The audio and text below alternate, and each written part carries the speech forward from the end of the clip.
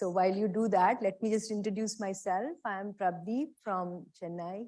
I work at ICMR, National Institute of Epidemiology, which is one of the 25 plus institutes of ICMR all over India. And we focus a lot on public health. And so today I will be switching your focus a little bit away from genes and, you know, all these biological things to the problems of people, problems which most people experience in their lifetime. So that's what our discussion is going to be today around hypertension. And the reason I picked this topic is that's been like one of my major areas of work and has a lot of relevance, and it's a simpler way for you to understand some of the public health concepts, looking at a disease which I'm sure you all have heard of, and someone in your family must be a hypertensive, or your friend or your relative. So this is something you can relate to. So you can sit if you feel fine. You're ready. If you want to stand longer, it's fine. I actually don't mind if people just want to stand. That's perfectly okay. So just to set the stage a little bit, I thought I will introduce the concept of the two big categories of disease. Of course, there's a third one, which is maternal and child health and nutritional disorders. But there are two big categories of diseases that people in health work on. One is called communicable and the other is called non-communicable. So, you know, COVID. So COVID has really brought the communicable disease right up front in the media and everyone knows about it. But then the less famous non-communicable diseases are actually the bigger killers. And you don't hear a lot about it because they don't cause outbreaks the way communicable diseases do. So just to put in context, because I know it's a diverse audience, and from what I could understand, there are people from medical and non-medical backgrounds. So for some, it may sound very basic, but for the benefit of others who may be coming from non-medical backgrounds. So communicable diseases are due to an infectious process, whereas non-communicable diseases do not have an infectious agent. Although there are few non-communicable diseases which do have infectious origins, but that's rare.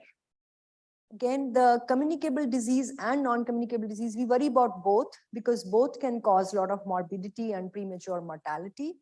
But particularly why NCDs are problematic is that these are sort of life course diseases.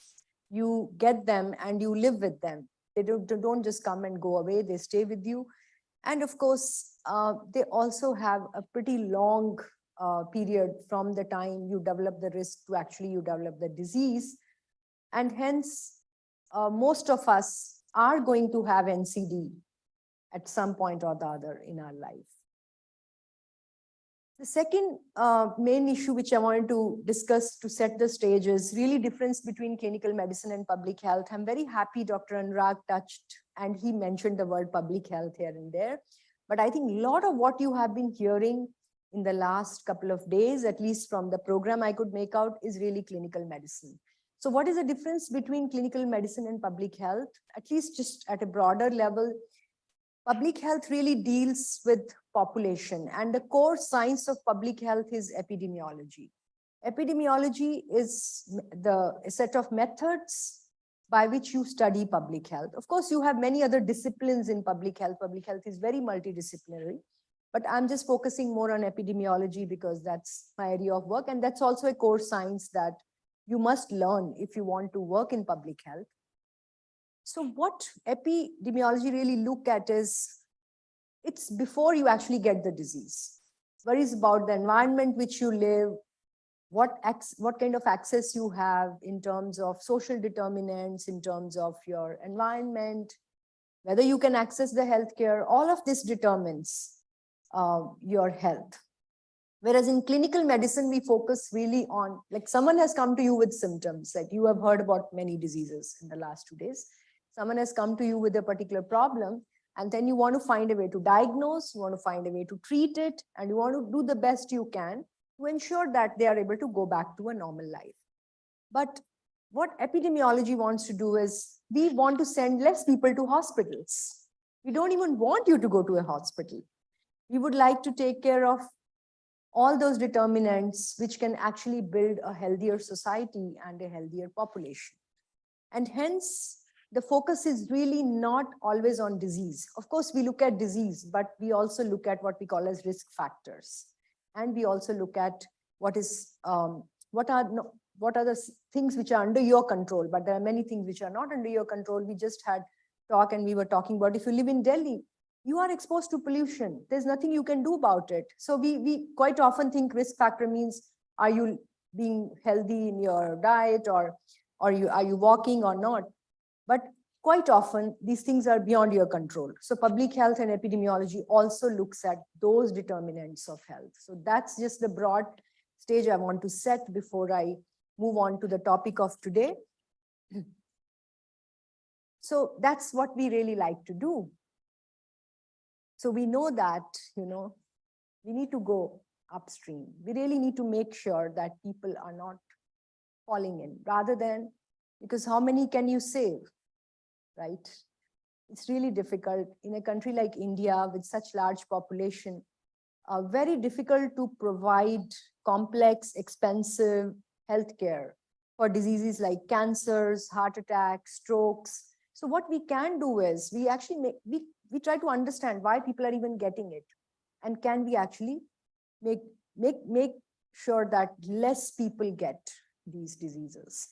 So that's what we do, and that's how we make our living, by trying to fix the problems before they actually become very difficult to handle, especially in context of India. So now coming back to my focus will be more in this context. I'll be talking more about NCDs, and NCDs. I'm sure you all have heard only COVID in the last 2 to 3 years, but actually NCDs are the biggest killers. They account for 74% of all deaths. And what's most important to understand is most of this mortality is actually happening in the low middle income countries. We quite often think that, oh, NCDs are a problem of Western countries. It's not true. There are higher proportion of deaths due to NCDs in low middle income countries compared to the West, where actually there are a lot more systems in place, and hence at least the morbidity is coming down quite a lot. And then what's important is what is called as a premature mortality. So does anyone know what's premature mortality? What age group is considered a premature mortality? Below the life expectancy? What is that? There's a magic number there. I think you got it right. It's below 70. So it's the death that takes place before the age of 70 years is considered premature mortality. So this is kind of a global definition, not just for India. That's because the idea is to look at comparisons across the world and to see whether premature mortality is declining. So, I teach NCDs, and so one of the important things about NCDs is that everybody is going to get NCDs. So okay, what do we do then? We know everyone is going to get NCD, and we have to die of something, right? That's the reality we have to face one day. But the question is not that. The question is, can you prevent people from getting these diseases at an earlier age? Can you make sure that when you increase the life expectancy, you actually increase the healthy life expectancy? You cannot just keep on adding years, but then people are living with so many diseases. It's a huge burden for the families and the healthcare system, and also for the individual to just, live with so many diseases. So our goal is to reduce deaths due to non-communicable diseases prematurely. And sadly, that's a very big problem for India. I'm sure you all know someone who had a heart attack in their 50s or 60s. And nowadays, media, for some reason, after COVID, they have woken up that people get heart attacks because they want to connect everything to the COVID vaccine. People were getting heart attacks even before COVID, but it was just not in use, right? So people getting heart attacks, strokes, or certain cardiac deaths have been in the news of late quite a bit.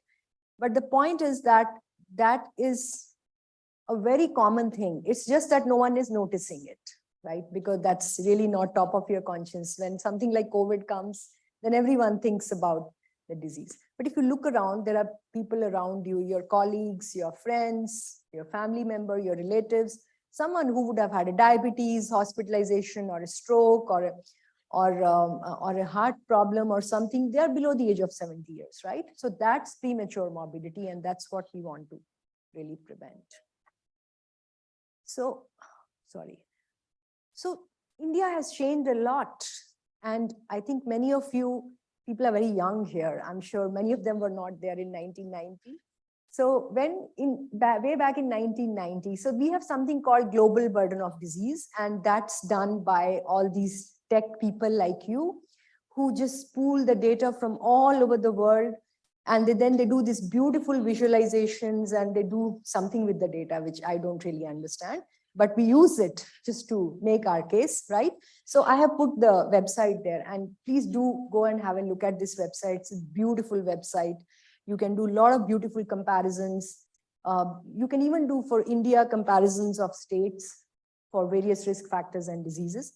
So this is really, what we look at as our most important data to make decisions, right? So what is that we should worry about? So the global burden of disease, what it was in 1990 and what it is in 2019. So what strikes very clearly there is that cardiovascular disease, which was a number 5 cause of death, has now become number 1. And the 4 things, which we used to be worried about, maternal and neonatal mortality, respiratory infection and tuberculosis, enteric infection, which is basically diarrheal diseases, and so on, they are gradually moving down. We know TB is still a problem in India, right? And to some extent, respiratory diseases. But what is striking, if you look at the top 5, India's top 5, it has 3 NCDs. So first is cardiovascular, number 4 is chronic respiratory. Dr. Anurag works, he told you about COPD, right? He works on exacerbations of COPD. And then 5, of course, cancer. You hear a lot about cancer. So these are our biggest challenges, right? So whatever you do, whether you work on machine learning, digital health, or so on, whatever you may work on, you will end up working on these diseases because these are the biggest problems, and that's where a lot of research is required. So this is again another beautiful visualization from the same website. And what I would like you to focus on is the blues. Okay, so what you see on x-axis is the age, and on y-axis it's the proportion of DALY. So DALY is a combination of disability and death and so on. So it's a measure that economists use to look at the disease burden. And what is striking here, if you focus on the blues, especially the dark blues, so that's neoplasm, cardiovascular disease, chronic respiratory. And what is striking, after the age of 20 years, these diseases start increasing. And as you go into your 30s and 40s and 50s, that's what most people die of, or that is the problem that most people get. And then if you look at another interesting group above there is self-harm and violence, which is basically suicides and all these homicide and so on. And these greens, as you can see, are more in the young adults. And then it becomes less. So basically what global burden of disease tells you is it helps you understand which diseases are affecting more people, and hence we should work more on them. So the decisions in public health, first in terms of prioritizing research, prioritizing resources, prioritizing investments, actually come from this. So that's why one of the important area that we need to work on is cardiovascular diseases, and then cancers, and of course respiratory disease, if we really want to bring down the premature mortality. And when we talk about interventions in public health again, we have range of interventions. So you all think like, a person gets sick, you go to the hospital, you get treatment. That's what is called as clinical intervention. But public health interventions are much broader than that. So it's not just treating the patient. So if you look at this triangle here, what we need to do is as we go from bottom to up, the impact is actually less. So if you want to really make a difference, you need to work on the bottom. So for instance, the best public health intervention is poverty reduction. If you reduce poverty, more people access healthcare, they are able to access better healthcare, and they live healthier, right? So as you go bottom to up, you put too much effort and you get too little out of it. And the least effective, as you know, is counseling. Do any of you listen to your parents' advice, or anybody's advice for that matter, right? You don't like to listen. Do you want someone telling you, you eat this food, you don't eat that food, you don't do this, you don't. I mean, generally, you know, that these are the interventions which look very, very exotic and very nice to us, but in public health context, they don't really work because you do so much and you get so little out of it. And the second one, which you have been hearing a lot all through these days, I'm sure, are the clinical interventions, which work to some extent, which are needed for a smaller proportion of the population, but still these only work for people who already have the disease. But what we would really like to do is our interventions should ideally, most interventions should be here. So we need to change the context in which we live, and we need to make sure that less people actually go on to become sick. And hence, a lot of your interesting research that you can do. Why I'm saying all this is because it's also for you to think through how to ask your research questions, right? And I'll mention it towards the end, but what I want to highlight is when you think of disease, don't just think of disease in an absolute sense. You know, there is something called the risk. Predicting a risk of whether someone gets a disease or not is a combination of multiple factors. And a lot of those kind of research actually come from machine learning and so many other, you know, risk prediction kind of algorithms. So when you think of research questions, they need not always look at a patient and a treatment, but your research questions can also look at all these other determinants which can actually influence health. So today I will be talking about the biggest killer, silent killer, I must say. So I don't know how many of you, do you have a person who have high blood pressure in your family? Raise your hand. Your could be a relative, parent. So at least more than half in the room have, right? Somebody in the family. So that tells you it's not a rare disease, right? It's not like somebody was struggling to understand ataxia. It's not like ataxia. It's very common. You know, what's the chance that you will develop hypertension in your lifetime? Can anybody tell me? A lot of mathematicians here. So what's your chance of developing or probability of?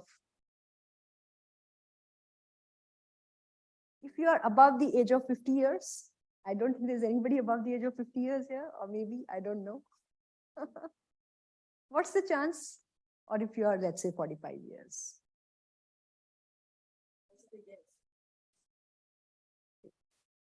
Any other guess at the back? What's the chance that you will get hypertension in your life? Forget about all of that. It's 50%. If you're 50 years, every second person is hypertensive. Forget about all the risk factors. So if you go out and if you check blood pressure of people, and if in that room you have, let's say, 100 people above the age of 50 years, every second will be hypertensive, no matter what risk factor. So the point I'm trying to make is it's a very, very common condition and sadly not given enough importance as much as it should be. So if you look at the global scenario, this is the global scenario, and I'm sure you all have heard a lot about HIV, AIDS, TB, and you all think it's a big problem. But when you actually look at how many people die due to high blood pressure, that's way more than all these diseases combined. And hence my decision to work on hypertension. And what does it do? Actually, hypertension technically is not a disease. We call it as a risk factor. Means it increases your risk that if you have a high blood pressure, quite often, and we work a lot with rural populations, and people are like, okay, I have this, you are telling me it is 140 or 160 or so what? It's just a number. Why should I worry about it, right? So why we worry about high blood pressure is not because of the number, but because of the fact that this raised blood pressure influences almost every organ in your body, or at least all the important organs which you need to live healthier, starting from your brain, your arteries, your heart, and your kidneys. So what you get if you don't control, and of course your eyes. I think, I'm not sure if Dr. Rajiv mentioned, so he must have talked about diabetic retinopathy, but the other major cause of retinopathy is hypertension. So it literally affects your quality of life and your longevity. And hence, we need to know who is a hypertensive and are we treating them. So this is the global scenario. So this is a very depressing cascade. Of all the people who have high blood pressure, right? Nearly 1.4 billion, but only 650 million know they have it. And then only about 500 million actually take treatment for that. And less than 200 million have it under control. So which is just hardly 14%. So of globally, all the people with raised blood pressure, only 14% have their blood pressure controlled. And why do we need to bring down the blood pressure? Somebody can say, it's just a number. How does it matter? And if you take 100 years ago, they didn't know that you should bring down the blood pressure. So many prominent personalities have died due to hypertension, including some of the very prominent people in US. So this is very interesting data. Again, this is the power of pooling data. So they pooled 61 studies, nearly 1 million people, and they analyzed the data. What they looked at, if you look at the x-axis, it has the systolic blood pressure. So the blood pressure always have two numbers, a higher number and a lower number. The higher number is called the systolic blood pressure.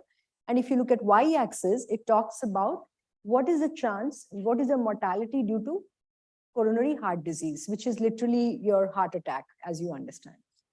So if you look at the x-axis, and then each line represents different age groups.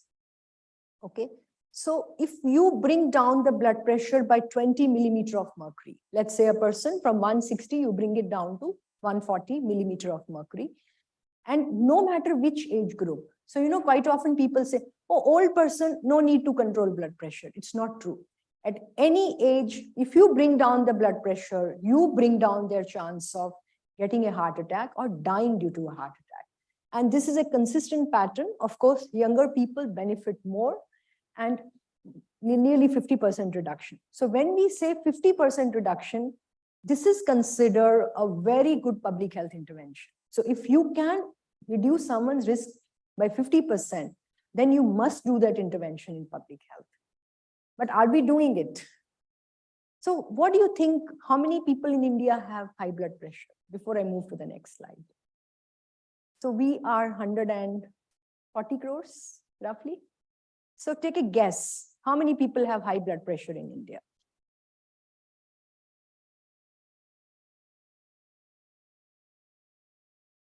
Pardon? Yeah, let's say adults, above 18 years. So half are almost our age pyramid is such that we have more younger age group, right? Just give me any number, throw a number out of 140 crores. Excellent. I love that. 22 crores according to the national survey.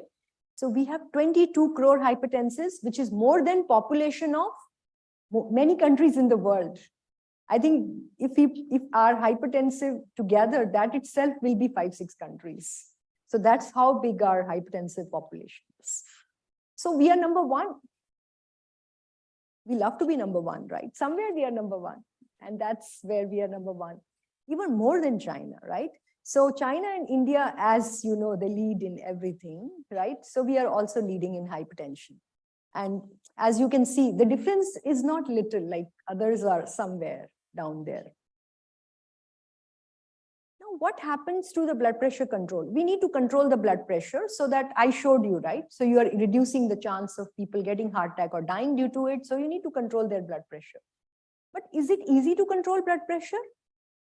Not at all. Except for few countries, all over the world, there is a big struggle to control the blood pressures. So Canada is the best, which has been able to achieve nearly 70%. Like of the 100 people who have raised blood pressure, 70 have it under control. But if you take other countries, among the countries which have a similar socioeconomic status like us, Thailand is doing best. They are at 30%. But you must remember, with NHS, of course, leave the recent issues. This data is slightly before all those problems started. They were at 30%.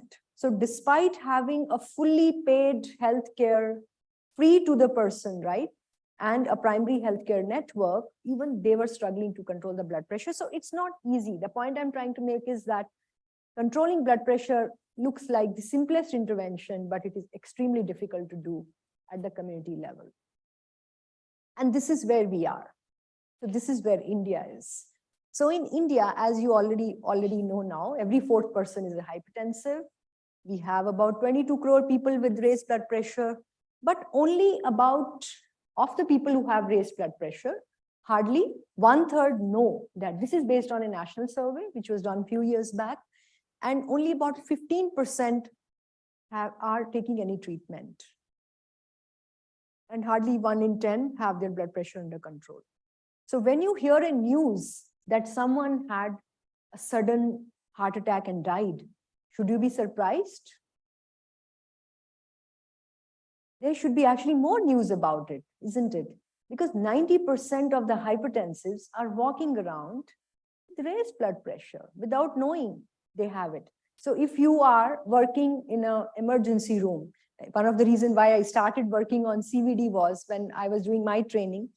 So I'm a physician by background, but then I moved to public health. But when I was training as a physician, just young people would be wheeled into the emergency room and they'll die in front of our eyes. I mean, those were, I'm talking about, when I was training about 20 years ago, and it's become worse over time. But that was awakening that things are going wrong, that we are actually not detecting these people. We should have saved these lives. It used to be very depressing as a postgraduate when you just see young people die in front of your eyes. But it is happening all the time. And we do a lot of research in rural areas. Most of the heart attacks, the first time people get a chest pain, they die. Because they never reach a hospital. They don't have access to, we don't have good emergency care. We don't have defibrillators everywhere, somewhere. And ambulance cannot always reach in time. So most of the time, the first heart attack is end of life. So that is a very harsh reality that we need to deal with and overcome in public health. So with this background, we actually we've been working on many initiatives, and a very ambitious initiative that I have worked on in the last 5 years, and I want to share something about that with you, and also sort of take you to importance of data. And while I talked all of this, I want to tell you that hypertension is such a common problem, but we have so little data about it. And we understand so little about it. And there's a lot more need to do research. And the first step of that is really creating good quality data. So we began this highly ambitious initiative. This was a collaborative work of ICMR, WHO, Ministry of Health. And this initiative even recently won a UN award for being a highly impactful program in the primary healthcare system. So we worked on the 5 core principles of public health, which included using simple treatment protocols. So you see that treatment of every disease is very complicated, but in public health, you need to simplify things. So it's easier to do in the primary healthcare. Large number of people can be trained. So first thing was a simple treatment protocol. Second, ensuring supply of drugs. Third is making sure that the care is not only given by doctor, but by a team. Fourth is keeping patient in the center of your universe. So being patient-centric. And finally, what you would sort of always be looking for is good data, making sure that we have an information system. So just before I go into what we did, just wanted to orient you to this particular slide. It tells you about India's healthcare system. We have a government healthcare system and we have a private healthcare system. So in the government healthcare system, the highest level is the medical colleges, which is at the bottom here. And then you have the district hospital. At the secondary level, they cater to about a block. In India, block is about 100,000 population. And there you have community health center and sub-district hospitals. And at the bottom, then you have primary health center, which cater to about 30,000 population. And now, under a very good initiative of Government of India, there is something called sub-center, which was made into health and wellness center. I'll tell a little more about it, which has a specially trained nurse, which takes care of a population of about 5,000.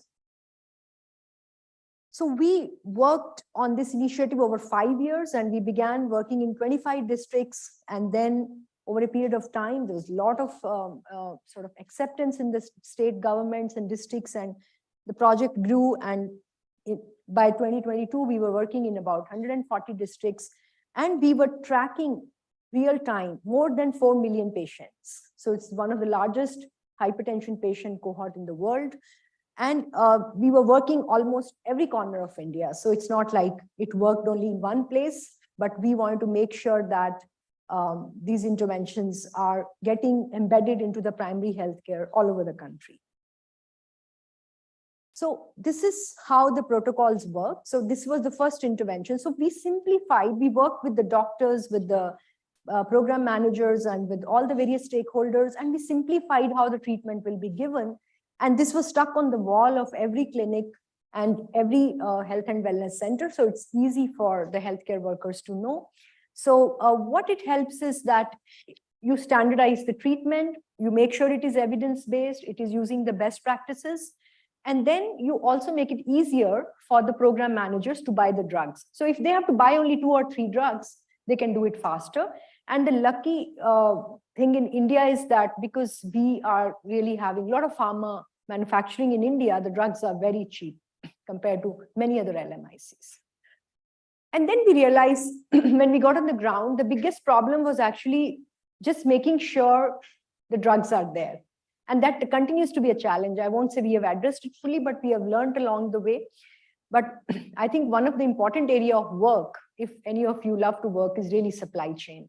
We have huge problem with the supply chain, and that requires actually a lot of analytics, forecasting, understanding how much drug is required, understanding how much drug is there at each level, and then that whole cycle, and it has to reach the final leg, and then they need to be replenished at periodic intervals. So we worked on that, and then as you can see, these were the first 5 states we started working on, and the chart here shows you that with each year they started buying more and more drugs. So when you work with them, things get better. So there is a positive feedback. When people see something good happening, they want to do more of it. So a lot of improvement in the availability of drugs. And then the best thing which happened for us was that this was around the time when government introduced what is called as health and wellness centers, which is under Ayushman Bharat. This is India's very ambitious program, which has insurance at one end and strengthening of primary healthcare at the other end. And here you have these people who are who can come for screening and take treatment if they are above the age of 30 years for hypertension and diabetes, and there is a nurse available to provide these interventions. So what happens? A patient comes to these facilities, they check their blood pressure, and if they're already diagnosed, they can take a refill of the same drug. If not, then if the BPs are not controlled, they can either use a telemedicine or send them to a next facility, which is PHC, where doctor will modify their drug. If they've come for the first time, they need to be again started on treatment by a doctor, either at PHC level, or they can do now we have a telemedicine available as well. And it was very encouraging to see that as more and more health and wellness centers, we started building capacity, they were actually willing to, sort of provide this care. For the first time in India, we were providing hypertension care at the lowest level, and it was taken in a very positive way. But what was very surprising to us was this. So if you look at people who are taking treatment in very different kind of facility, you always think, right? If you have a problem, where will you go? You'll go to a big hospital. You always think that the big hospital is better. But in chronic disease, and when you are taking same treatment over a long period of time, the big hospital is a problem because they're crowded, they're far away, people don't go there. So people who take treatment in the bigger hospital, blood pressure control was poor compared to the patients who actually took treatment closer to home. So this data has been like extremely, it's an eye-opener for policymakers, and we have been able to demonstrate that you should actually be giving treatment for NCDs closer to home, and which has had a lot of positive feedback now, and many, many more states are now making hypertension treatment available at health wellness centers. And this was the most exciting thing. So, data, we all also get excited about data. We are epidemiologists, right? So one of the things we always used to hear is that patients don't like to take treatment. So quite often, I've been a researcher for years, and ask a question. yes. Regarding the previous slide that you showed, there's a confounding there that people who go to smaller hospitals, more, they are heavy. They are the ones who suffer from the lower levels of blood pressure. No, we have analyzed that's not the case. That's not the case. They're more likely to stay on treatment. So what is happening is they are not skipping the drugs because they're getting refills. So when you start, the BPs are more or less similar. And we have actually studied the flow and backflow also. I've not included the slide here, but I'll be happy to show you that later. So then this was very exciting. So we were doing real-time monitoring, and one of the things we heard was that people don't like to come back. People don't like to take treatment. But that didn't happen. Once people started getting drugs and the drugs were available closer to home, across the board. So you can see this chart shows you from April 21 to August 22 when project was fully functional and we were tracking large number of patients. So this is like nearly about 1.5 million patients. 65% consistently kept coming back. So this really broke that myth that, it's the patient who doesn't want to take treatment. It's actually not true. The thing is that if your drugs are not consistently available and if you're not providing them close to home, they don't come back. So we had huge dropouts in bigger hospitals, but in the periphery, in fact, in health wellness center, we have up to 80% retention in care, which is very encouraging. And then coming to what may be of most interest to you, like how we actually answered these questions, we used a very simple monitoring system. So in a public health program, a good monitoring system should be able to answer the questions for 3 groups. One is patient, second is doctor, and third is program manager, right? So what does patient want to know? How am I doing, right? Am I getting better? What does doctor want to know? Am I able to control the blood pressure of this patient? So what was the BP last time? What medication they were on? And what does a program manager want to know? Is my district performing well?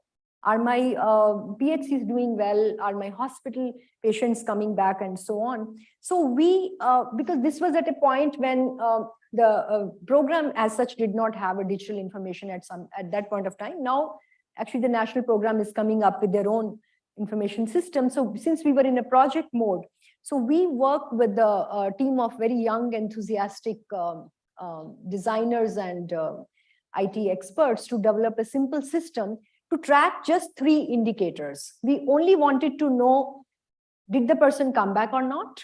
If they came back, did they have their blood pressure under control or not? So the fact is that we had so little data to be collected. So all we want to know is, okay, if this person came back, what was their blood pressure? What drug they're on? That's it. And nothing else. So we'll not ask hundreds of questions because clinics are so crowded. So this is how we were able to track, and you can read our paper is published. So as you can see here, an average 43% of the people who were initiated on treatment achieved control.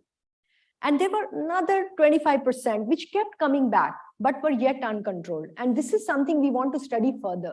Why people don't get control despite they come back. There are patient and there are physician factors, of course.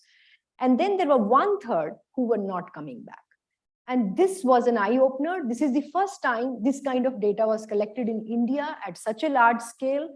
And not just in India, it's one of the first in LMIC, where a chronic disease cohort of millions of patients were tracked in the real time. And we learned so many lessons. And this was the app which was used. You can go to simple.org. It's again an open source app. Anybody can use. There's a patient app as well. So if somebody's hypertensive in your family, they can actually use this app to just track their own BP reading. They just keep entering that. It will show them the pattern. So there's an app as a front end, which registers the patient. And then there's a dashboard at the back end for the program manager. And we gave them, we came up with this idea of a BP passport, right? Like a passport, it's a BP passport, which had just a QR code. Like everyone is comfortable with QR code in India now, like UPI payments, rural, anywhere you go in India, you can use QR code. So we gave a QR code card. So the patients carried, and this was foldable card, it fitted in their pocket. And people used to keep it like, more precious than their gold, maybe. They're like, this is my red card. Many of them patient call it as red card. And they'll bring this back. This had a unique QR code. And then it will tell them about when their next visit is. So the nurse will write, this is when you need to come back. And it will also have some education, basic education to the patient. And when they come, every time the nurse will write this information about, when they came and what was their last blood pressure in this card. And what medication. So since the protocol was fixed, we put the medication names there. They just had to tick and write the dose. So it did 4 things for us. Number 1, it maintained patient record, which patient could have and the healthcare worker could have. It treated patients as per protocol because the drugs were already fixed. Then we also had an anonymized calling. So the health worker could see who didn't come back and call them back through an anonymized calling system. So their phone number didn't show up. And it also generated a list of overdue patients for them. It showed them who did not come, who is not coming back. And of course, it allowed facilities to track their progress and at all the levels, starting from facility, district, and at the state level. So this is how this looks like. This is how the patient app looks like. So as you can see, it will tell the patient whether their BP is remaining controlled or is it going uncontrolled. And they can add, and later on we added diabetes as well. So now this app can also be used to track diabetes. So this is how the dashboard would look like for the program manager. So what do you want to know as a program manager? Okay, are we enrolling more patients? So as you can see here, over a period of time, every month, how many more patients are getting enrolled? And of those who got enrolled, how many are having their blood pressure control? And in many districts where we worked, we saw that we began with the BP control of hardly about 20%, and we have gone up to 50%, 55%, because when you start measuring things, you start finding ways to improve them because everybody likes to see a good performance, right? And we also tracked only 3 indicators, as I said, how many got controlled, how many didn't get controlled.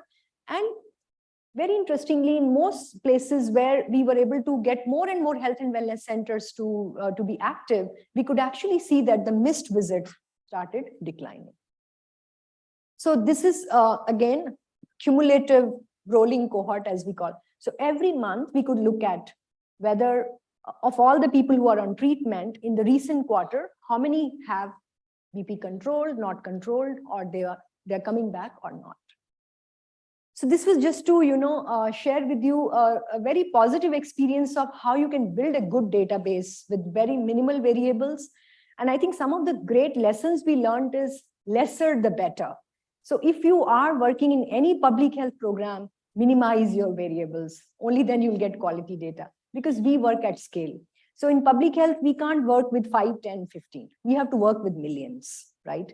So, and most important, we found that offline first. So one of the most important lessons we have learned is if you want any digital system to work in public health, it should be offline first, so that you are able to collect data really fast. So if you look at we have a backend way of monitoring. So the duration to register a patient is 70 seconds and duration to do a follow-up visit recording is 13 seconds.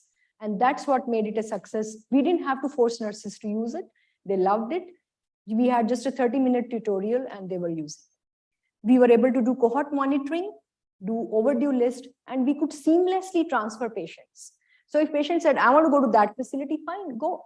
The nurse would just assign them to that facility. They will show up in the list of that facility. So we can do real-time cohort monitoring. So that is a lesson I want to give, that quite often we hear that, oh, LMIC, it cannot be done. It's not true. It's about learning how to do it, what works, and really being very, very user-centric. So this particular app was actually developed in the field by, very brilliant designers who were youngsters, mostly in their 20s and 30s, who spend time with nurses. They will go show them different models and say, do you like this? Do you like it this way? Do you like it that way? And then kept on refining, and it we didn't have to force anybody to use it. And this is the first time that we always used to get this feedback from program manager. We are not even asking, still they are entering data into it.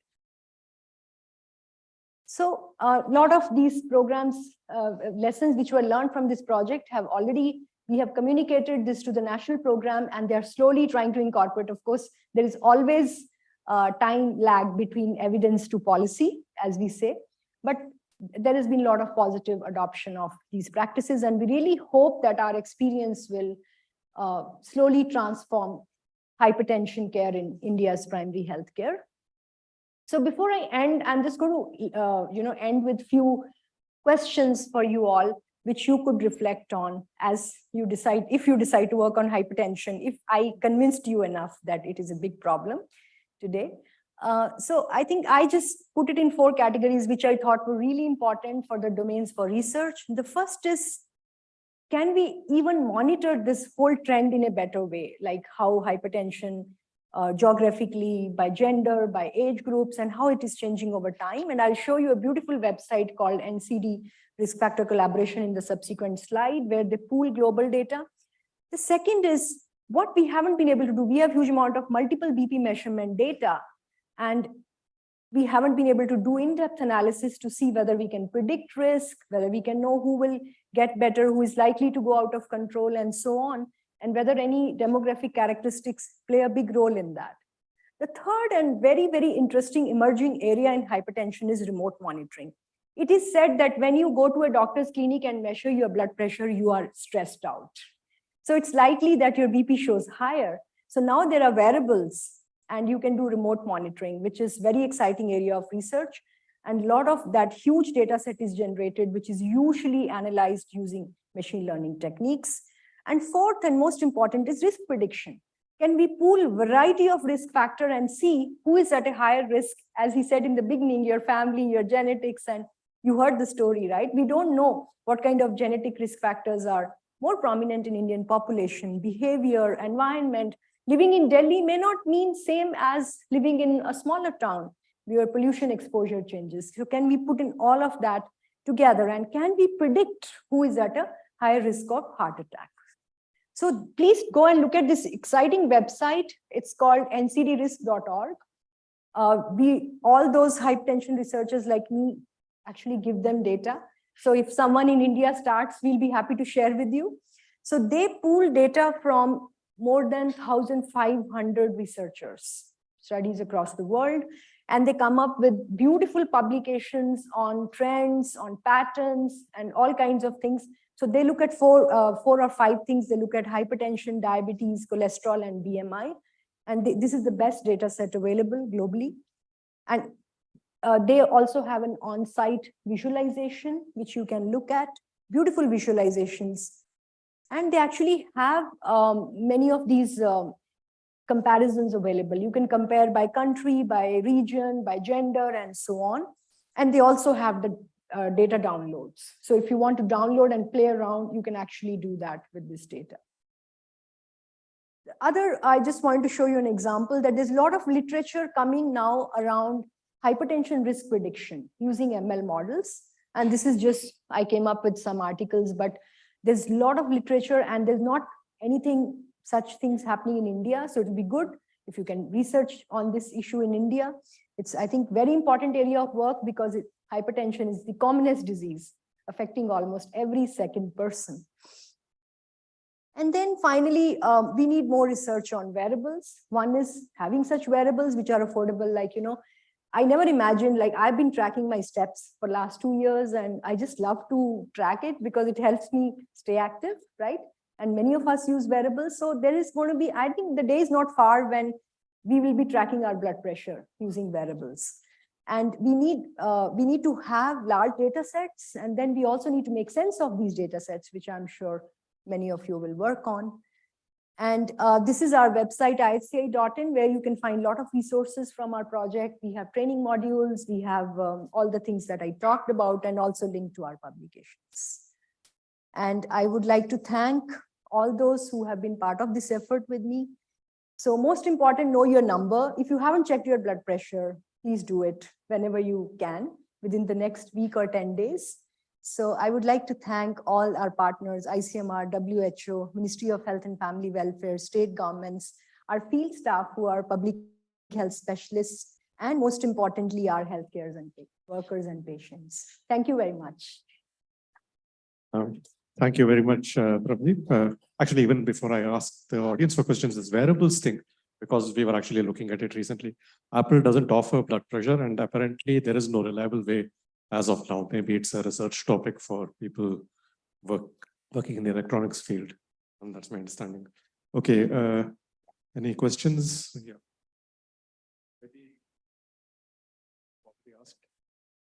Yes. Audible. Yes, you're audible. Ma'am, I want to ask a question. Ma'am, is there any association between hypertension and blood donation? No, there isn't. Madam, there is an article which says that like hypertension, blood donation reduces the hypertension risk. No, that's not true. Right away, I can say that's not true. Quick question, quick answer. So next. Prabhdeep, so you said that in the public health settings, we must collect only the minimal data possible. That's when we know what our endpoints will be and we know what indices we need to collect. But I think these studies also offer the chance to look at things that we don't know about. So, I mean, variables is one thing that we can automate. So collecting more variables when samples are larger is actually a very beneficial scenario from the machine learning perspective. I mean, it becomes really powerful when we have a wide data set and when we have a longer data. So the question is, where do you see in India, what's is your program also collecting these coincidental data? It's a very good question. And that's why researchers should not design public health programs, because the objectives are very different. So I'm an implementation scientist. We are a hybrid between an implementer and researcher. So I think you can read more about what implementation science is. But when you look at it from the implementation science perspective, I think you need to have very clear goals as to why you are collecting data.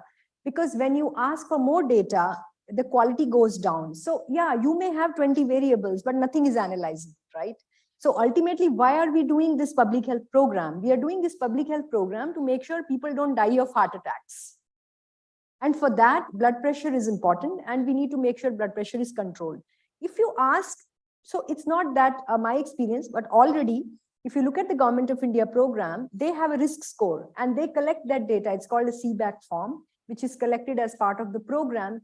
And most of the data is not analyzable.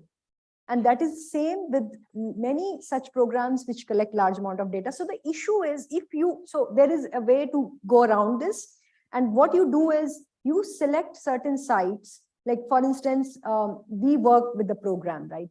So that's huge. Don't do that. So pick maybe 10 sites, 15 sites where you want to collect more detailed data, where you give additional research staff. So this work should not be done by people who implement the program. This work should be done by your research staff.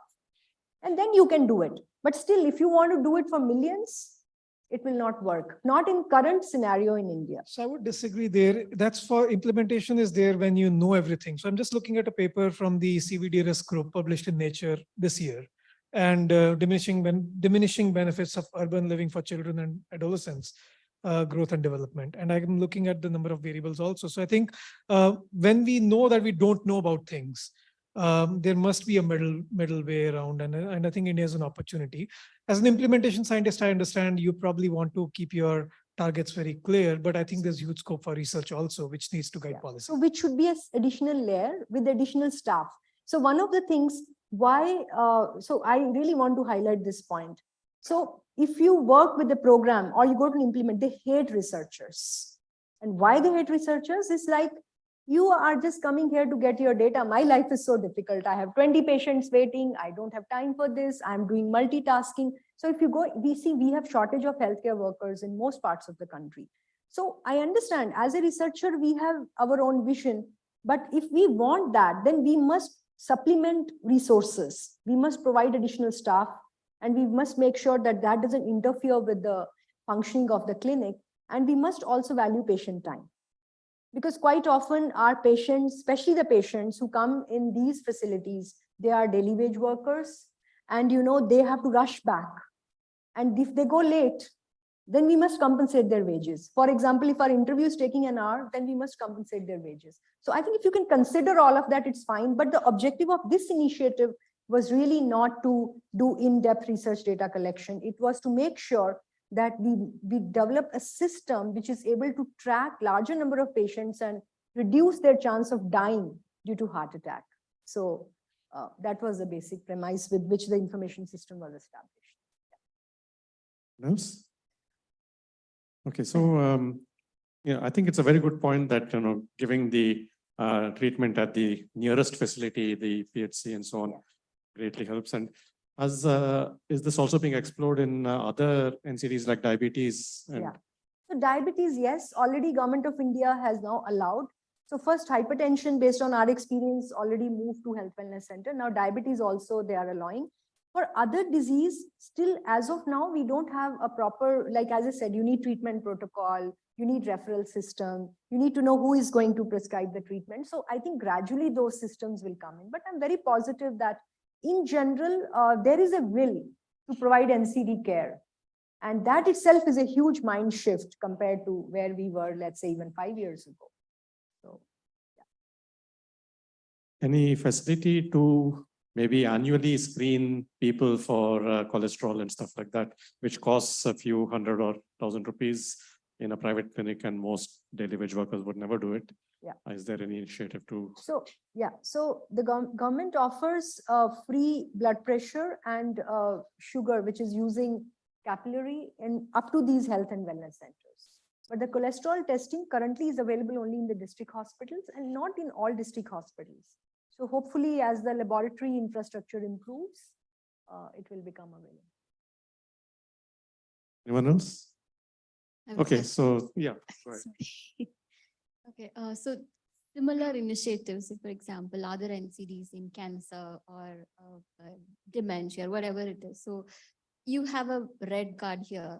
Do you think additional card for cancer, another card for something else? So is that not a burden in that level? Say, Yeah, so the Government of India is now rolling out ABBA card. You have heard about that, which will take care of this. See, we worked at a time when people did not have anything.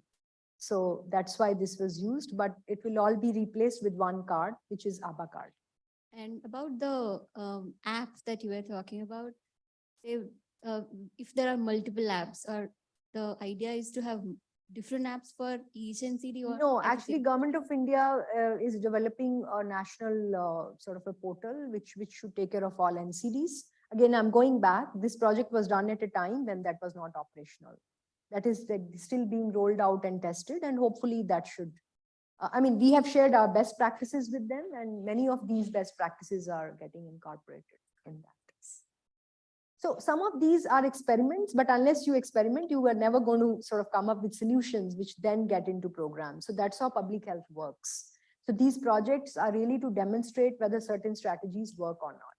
Because we cannot, India is too big and it takes very long time for the programs to evolve and be operational all over. So these kind of projects are actually to sort of open that door so that some of these evidence-based strategies get into the program. One last question. These days, we see a lot of startups coming up with, say, screening for anemia screening and everything at the community level. Yeah.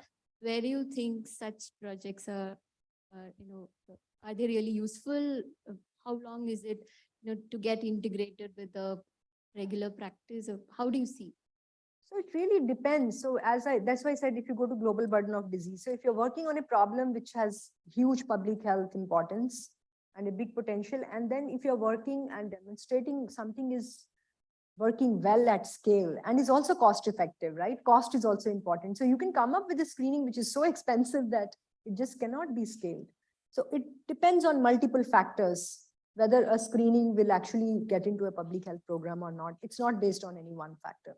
But because if you look at all the guidelines globally, treatment of hypertension is considered one of the most cost effective thing you can do to save lives from heart attacks. So there is sort of consensus on that you should treat hypertension. But it's not same for every intervention.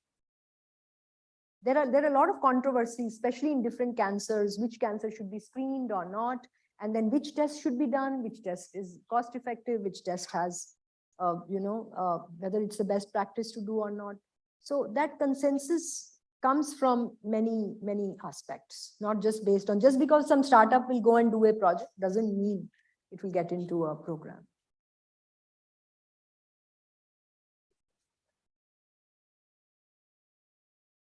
So let's thank Prabhdeep again, and she'll talk again, I think tomorrow. Tomorrow, yeah. Yeah. Thank Okay. you. Thank you.